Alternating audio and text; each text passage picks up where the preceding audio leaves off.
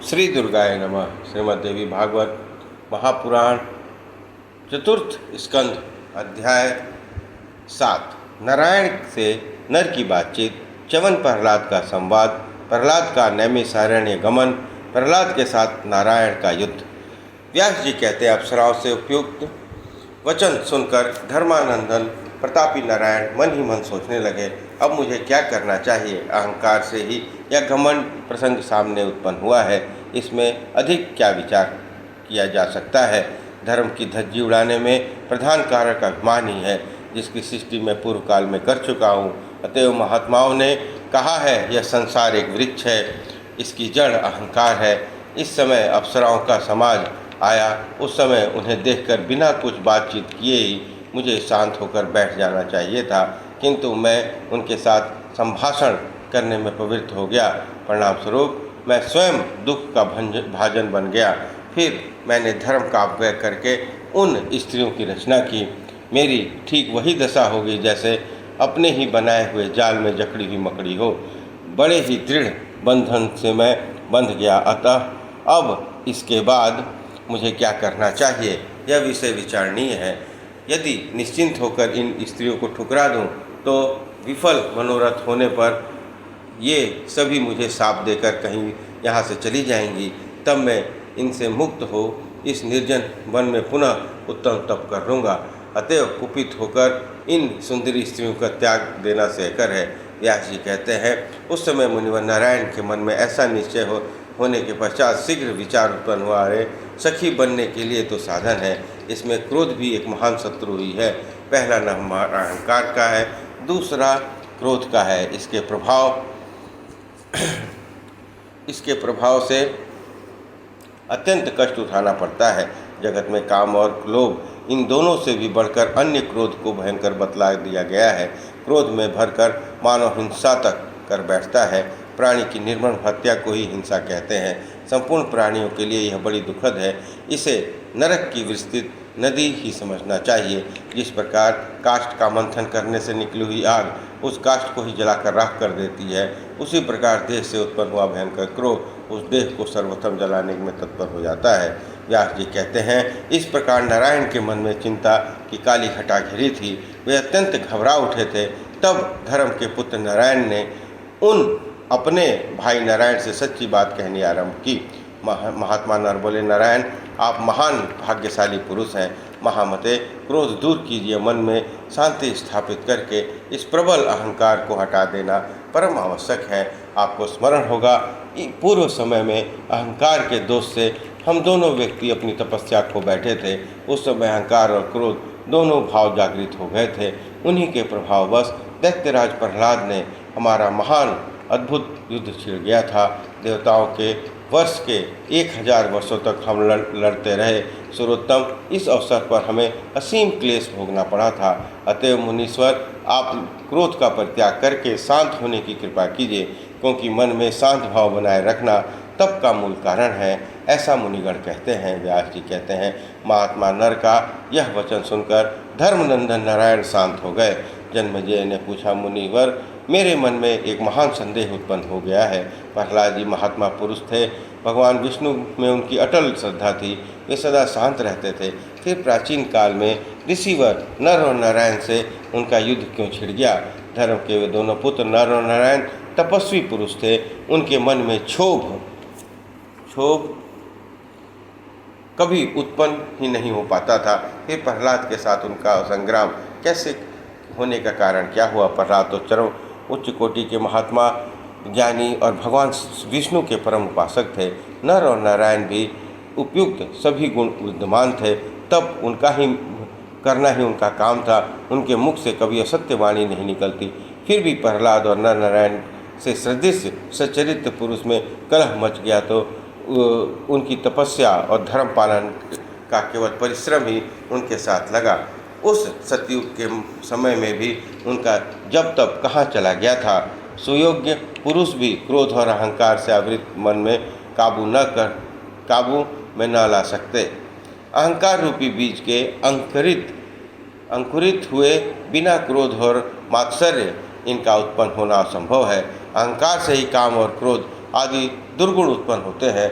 यह बिल्कुल निश्चित है। करोड़ों वर्षों तक महान कठिन तपस्या की गई, फिर भी आदि अहंकार उत्पन्न हो गया, तो सब किया कराया व्यर्थ है। जिस प्रकार सूर्योदय होने पर अंधेरा नहीं टिक सकता, वैसे ही अहंकार के अंकुरित हो जाने पर पुण्य की सत्ता समाप्त हो जाती है। ऐसे शक्तिशाली पुरुष भी यदि अहंकार पर विजय प्राप्त न कर सके तो फिर मुझ जैसे साधारण मनुष्यों की कौन सी बात है। व्यास जी कहते हैं, भारत, यह निश्चय है कि कार्य किसी प्रकार भी कारण के से भिन्न नहीं हो सकता। जैसा सुवर्ण वैसा ही कपड़ा और कुंडल, ठीक वैसा ही अहंकार से बना हुआ यह चराचर सहित संपूर्ण ब्रह्मांड है। वस्त्र को सूत्र के अधीन कहा गया है, बिना सूत्र के वस्त्र बनाना असंभव है। वैसे ही त्रिगुणात्मक माया से बने हुए इस स्थावर जंगम समस्त संसार को समझना चाहिए। जब छोटे से लेकर बड़ों तक सबकी यही हालत है, तब इस विषय में क्या कहा जाए। काम, क्रोध, लोभ, मोह, ये सभी अहंकार से उत्पन्न होते हैं। करुनंदन, काम, क्रोध और मोह से युक्त प्राणी कार्य आरंभ करने से पूर्व ही विचारता नहीं। जब प्रायः सभी युगों में मायावृद्ध धर्म की व्यवहित होता था, तब इस कली के लिए कौन सी बात कही जाए। इस स्पर्धा, द्रोह, लोभ और अमर्ष सभी समय डेरा जमाए रहते हैं। जगत में विरले ही ऐसे साधु पुरुष हैं जिनका अंतःकरण इन दोषों से खाली है। जन्मेजय ने कहा, सचमुच वे ही धन्य और महान पुण्यात्मा है जिन्होंने मद और मोह का त्याग कर दिया है। जो जितेंद्रिय सदाचारी हैं, उन्होंने तीनों लोकों पर विजय प्राप्त कर ली है। मूर्ख मनुष्य की आंखें मधु पर हो जाती हैं, किंतु उस समय स्थान को नहीं देखती जहाँ से मधु निकलता है। मानव बुरा कर्म करने में प्रवृत्त हो जाता है, उसके मन में नरक का भय उत्पन्न नहीं होता। अस्तु, प्राचीन समय में तो युद्ध ठन गया था। वह प्रसंग मुझे विस्तार पूर्वक बताने की कृपा करें। बहुधा देखा जाता है, धन अथवा स्त्री के लिए ही परस्पर कलह मच जाया करता है। नर और नारायण तो कोई स्प्रिय ही नहीं थी, फिर क्यों उनके मन द्वारा ऐसा रोमांचकारी युद्ध आरंभ हो गया। नर और नारायण सनातन परम पुरुष है, इस बात को धर्मात्मा प्रहलाद भी पूर्व परिचित थे। तब उन्होंने मुनिवर नर नारायण का सामना किया ही क्यों। ब्राह्मण, इस कारण तो मैं विस्तार पूर्वक सुनना चाहता हूँ। सूत जी कहते हैं, इस प्रकार जब राजा जन्मेजय ने सत्यवती नंदन विप्रवर व्यास जी से पूछा, तब उन्होंने सारी बातों का विशद रूप से वर्णन आरंभ कर दिया। व्यास जी बोले, राजन, जब भयंकर हिरण्यकश्यपु की मृत्यु हो गई, तब उनके पुत्र प्रहलाद को राजगद्दी पर बिठाया गया। दानव प्रहलाद देवताओं और ब्राह्मणों के सच्चे उपासक थे। उनके शासनकाल में भूमंडल पर सभी नरेशों द्वारा यज्ञों की श्रद्धापूर्वक देवताओं की उपासना होती थी। तपस्या करना, धर्म का प्रचार करना और तीर्थों में जाना, यही उस समय के ब्राह्मणों का कार्य था। वैसे अपनी व्यापार प्रीति में संलग्न शूद्र द्वारा सबकी सेवा होती रहती थी। उस अवसर पर भगवान सिंह ने दैत्यराज प्रहलाद को पाताल में रहने का आदेश दे रखा था। वहीं उनकी राजधानी थी। बड़ी तत्परता के साथ वे प्रजा का पालन करते थे। एक समय की बात है, महान तपस्वी भृगुनंदन च्यवन जी स्नान करने के लिए विचार से नर्मदा के तट पर, जो विहर तीर्थ के नाम से प्रसिद्ध है, गए। इतने में रेवा नामक महान नदी पर उनकी दृष्टि पड़ गई। वे उसके तट पर नीचे उतरने लगे, तब तक एक भयंकर विषधर सर्प ने उन्हें पकड़ लिया। मुनिवर च्यवन उसके प्रयास से पाताल में पहुंच गए। सर्प के पकड़े जाने पर उनके मन में आतंक छा गया। अतएव मन ही मन देवादिदेव भगवान विष्णु का स्मरण आरंभ कर दिया। उन्होंने ज्यों ही कमल लोचन भगवान श्री हरि का चिंतन किया, उस महान विषधर सर्प का सारा विष समाप्त हो गया। और तब अत्यंत घबराए हुए और शंकाशील उस सर्प ने च्यवन मुनि को छोड़ दिया और सोचा, ये मुनि महान तपस्वी था, कहीं कुपित होकर मुझे शाप न दे दें। नाग के अन्याय मुनिवर की पूजा करने में संलग्न हो गई। तदंतर च्यवन जी ने नागों और दानवों की विशालपुरी में प्रवेश किया। एक बार की बात है, भृगुनंदन च्यवन उस श्रेष्ठपुरी में घूम रहे थे। धर्मवत्सल दैत्यराज प्रहलाद की उन पर दृष्टि पड़ गई। देखकर उन्होंने मुनि की पूजा की और पूछा, भगवान, आप यहाँ पाताल में कैसे पधारे, बताने की कृपा करें। इंद्र हम दैत्यों के शत्रुता रखते हैं, हमारे राज्य का भेदन कर लेने के लिए तो उन्होंने आपको यहाँ नहीं भेजा।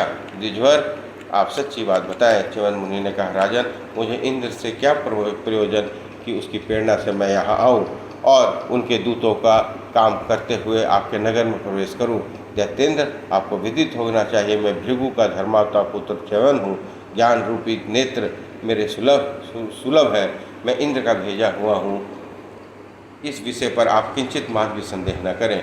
राजेंद्र, मैं स्नान करने के लिए नर्मदा नदी के पावन तट पर पहुंचा। नदी में बैठ रहा था, इतने में एक महान सर्प ने मुझे पकड़ लिया। उस समय मेरे मन में भगवान विष्णु की स्मृति जागृत हो गई। परिणाम स्वरूप वह सर्प अपने भीषण विष से रहित हो गया। क्यों? भगवान विष्णु के चिंतन के प्रभाव से उस सर्प से मेरा छुटकारा हो गया। राजेंद्र, फिर मैं यहाँ आ गया और आपके दर्शन की सुंदर घड़ी मेरे सामने आ गई। दैत्येंद्र, आप भगवान विष्णु के भक्त हैं। मेरे विषय में भी वैसी ही कल्पना कर लेनी चाहिए। व्यास जी कहते हैं, च्यवन मुनि की वाणी बड़ी मधुर थी। उन्हें सुनकर अनेक तीर्थों के विषय में अत्यंत प्रसन्नतापूर्वक प्रहलाद उनसे प्रश्न करने लगे। प्रहलाद ने पूछा, मुनिवर, पृथ्वी पर कितने पावन तीर्थ हैं? उन्हें बताएं। आकाश है, पाताल जो तीर्थ है, उन्हें भी विशद रूप में बताने का कृपा करें। च्यवन जी बोले, राजन, जितने मन, वचन और तन, जिसके मन, वचन और तन शुद्ध है, उनके लिए पग पग पर तीर्थ समझना चाहिए। दूषित विचार वालों के लिए गंगा भी कहीं मगध से अधिक अपवित्र हो जाती है। यदि मन पवित्र हो गया तो इससे उसके सभी कुलसित विचार नष्ट हो गए हैं, तो उसके लिए सभी स्थान पावन तीर्थ बन जाते हैं। अन्यथा गंगा के तट पर सर्वत्र नगर बसे हुए हैं। इसके अलावा अन्य भी प्राय सभी ग्राम, गोष्ठ, छोटे छोटे टोले बसे हुए हैं। दैत्येंद्र, निषादों, द्विग्रोह, हुणों, बांगों, खस आदि मलेच्छ जातियों की बस्ती भी यहाँ कायम है। परंतु निष्पाप राजन, इनमें से किसी एक का भी अंतःकरण पवित्र नहीं हो पाता। फिर जिसके चित्त में विविध विषय भरे हों, उसके लिए तो तीर्थ का क्या फल हो सकता है। राजन, इस विषय में मन को प्रधान करना कारण मानना चाहिए, इसके बाद दूसरा कुछ नहीं। अतः शुद्धि की इच्छा रखने वाले पुरुष को चाहिए कि मन को परम पवित्र बना ले। यदि इसमें दूसरों को ठगने की प्रवृत्ति है तो तीर्थवासी भी महान पापी माना जा सकता है। तीर्थ में किए हुए पाप अत्यंत कुफलस्वरूप है, सामने आ जाते हैं। अतः कल्याणकामी पुरुष सबसे पूर्व मन को शुद्ध कर ले। मन में शुद्ध हो जाने पर द्रव्य शुद्धि स्वयं ही हो जाती है। इसमें कुछ भी विचार करने की आवश्यकता नहीं है। इसी प्रकार आचार शुद्धि भी आवश्यक है, फिर तो सभी पवित्र है, यह प्रसिद्ध बात है। अन्यथा जो कुछ किया जाता है उसे उसी समय नष्ट प्राय समझना चाहिए। तीर्थ में जाकर नीच का साथ कभी नहीं करना चाहिए। कर्म और बुद्धि से प्राणियों पर दया करनी चाहिए। राजेंद्र, यदि पूछते हो तो और भी उत्तम तीर्थ बताऊंगा। प्रथम श्रेणी में पुण्य में नैमिषारण्य है। चक्र तीर्थ, पुष्कर तीर्थ, अन्य सभी अनेकों तीर्थ धरातल पर है। इनकी संख्या का निर्देश करना असंभव है। नृप सतम बहुत से ऐसे तीर्थ स्थान हैं। व्यास कहते हैं, च्यवन मुनि का यह वचन सुनकर राजा प्रहलाद नैमिषारण्य जाने को तैयार हो गए। उन्होंने हर्ष और उल्लास में भरकर दैत्यों को आज्ञा दी। प्रहलाद बोले, महाभाग दैत्यों, उठो, आज हम नैमिषारण्य चलेंगे। वहाँ कमललोचन भगवान श्री हरि के हमें दर्शन प्राप्त होंगे। पीताम्बर पहने हुए वे वहाँ विराजमान रहते हैं। व्यास जी कहते हैं, जब विष्णु भगवान प्रहलाद जी ने यूँ कहा तब सभी दानव उनके ऊपर अपार हर्ष मनाते हुए पाताल से निकल पड़े। संपूर्ण महाबली दैत्यों और दानवों का झुंड एक साथ चला। नैमिषारण्य में पहुंचकर आनंदपूर्वक सबने स्नान किया कि प्रहलाद दैत्यों के साथ वहाँ के तीर्थों में भ्रमण करने लगे। महान पुण्यमयी सरस्वती नदी पर उनकी दृष्टि पड़ी।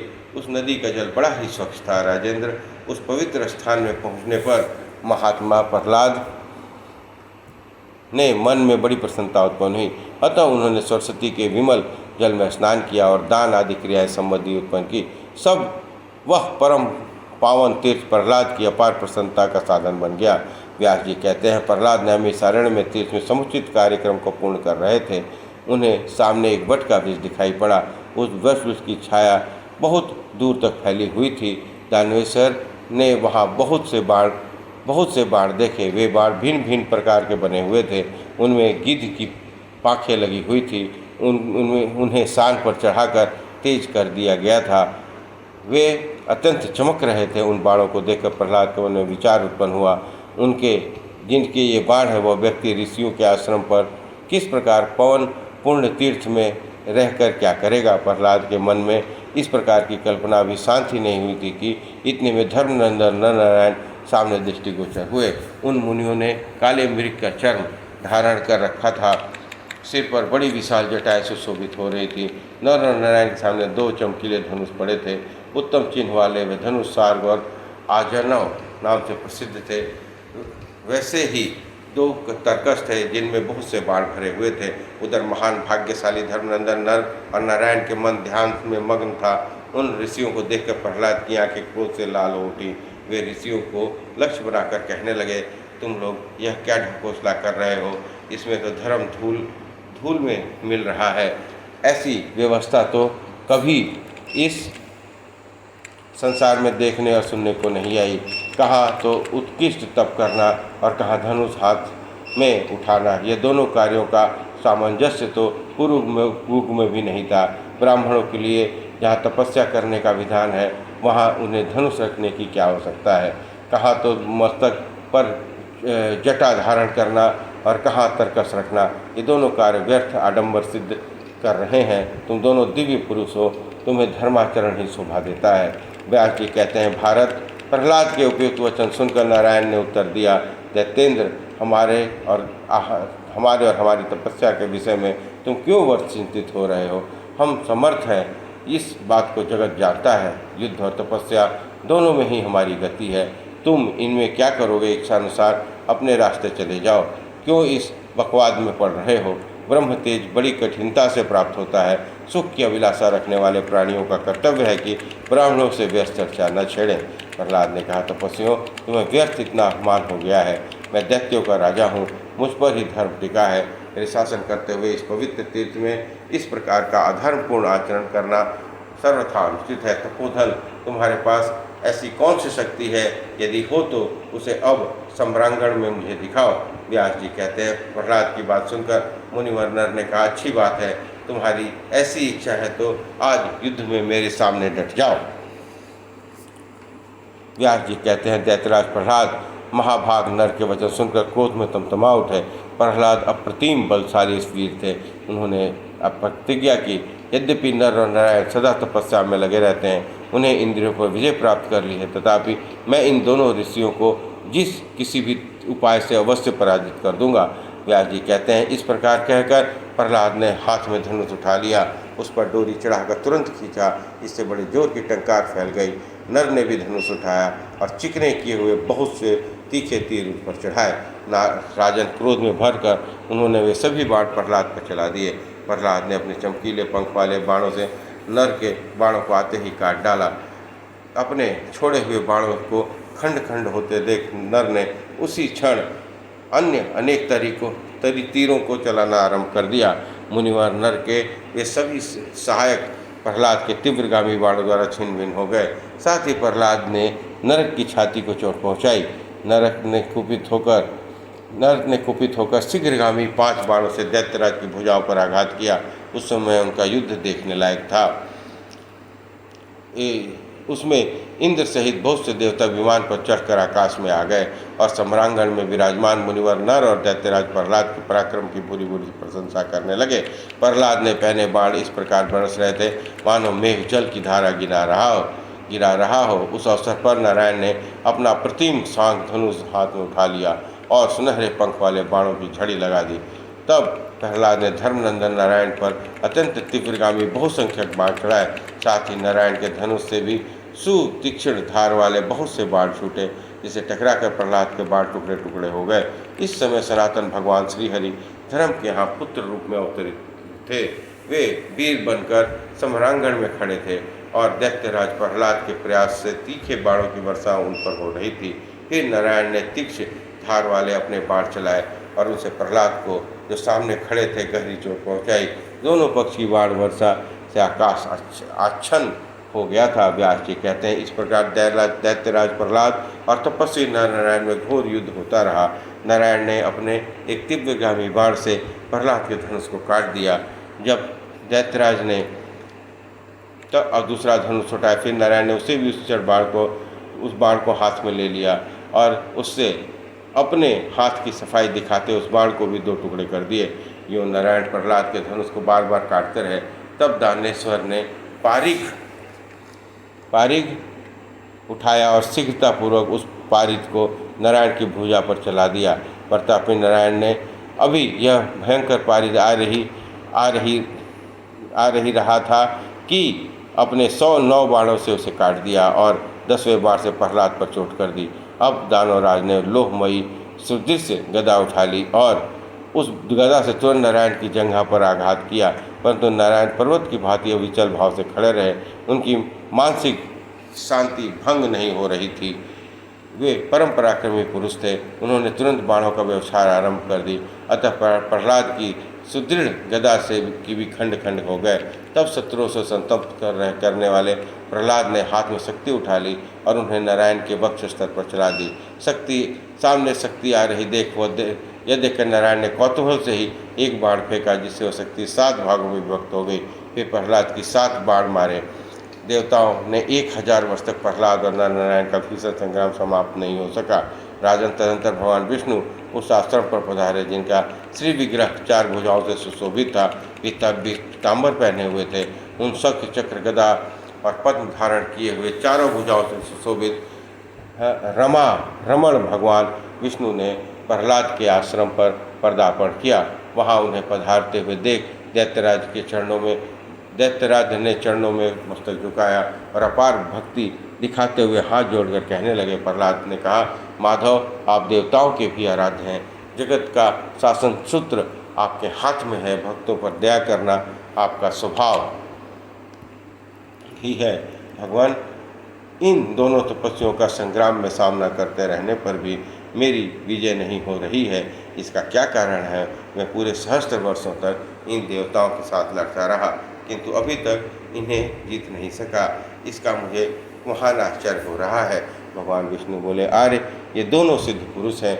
मेरे अंश से इनका अवतार हुआ है। इनके विषय में तुम्हें कुछ भी आश्चर्य नहीं करना चाहिए। ये दोनों जितात्मा तपस्वी नर और नारायण नाम से विख्यात हैं। तुम इन नहीं जीत सकोगे। अतः राजन, तुम पाताल में चले जाओ और मन में मेरी अविचल भक्ति रखो। महामते, इन तपस्वियों से विरोध करना सदा वांछनीय है। व्यास जी कहते हैं, भगवान विष्णु के यूँ आज्ञा देने पर दैत्यराज प्रहलाद अश्रु के साथ लेकर वहाँ से प्रस्थित हो गए। उधर नर और नारायण की तपस्या भी आरंभ हो गई। इस प्रकार श्रीमद् देवी भागवत महापुराण चतुर्थ स्कंद अध्याय 7 से लेकर 9 संपन्न हुआ। बोलिए दुर्गा महारानी की जय।